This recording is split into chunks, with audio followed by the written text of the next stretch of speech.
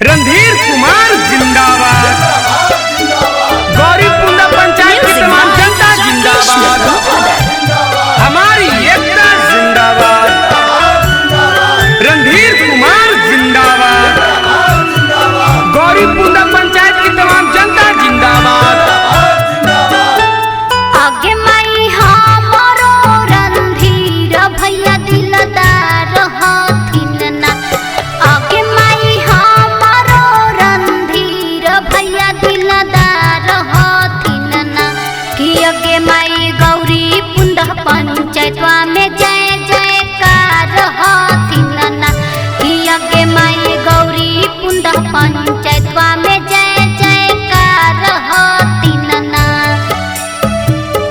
किया के मैं दुआरी पर से पूछा दिन बड़की दीदी ना, किया के मैं दुआरी पर से पूछा दिन बड़की दीदी ना, किया के मैं की ना कर बोलोरो गरिया उरत लावे ना, किया के मैं रणधीर भैया के जय करवा लोगवा बोलत लावे ना।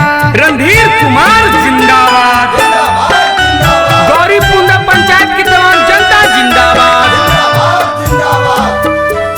आगे माई रणधीर भैया के बोलोरो गरिया उड़त आवे ना, आगे माई रणधीर भैया के जय करवा लोगवा बोलत आवे ना, कि आगे माई रणधीर भैया के झंडवा पर उड़त आवे ना।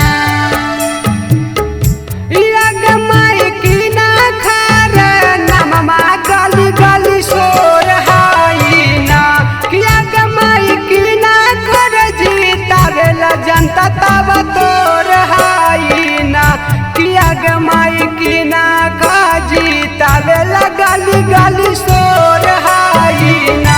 रणधीर कुमार जिंदाबाद, गौरीपुंडा पंचायत की तमाम जनता जिंदाबाद, हमारी एकता जिंदाबाद, रणधीर कुमार जिंदाबाद, गौरीपुंडा पंचायत की तमाम जनता जिंदाबाद।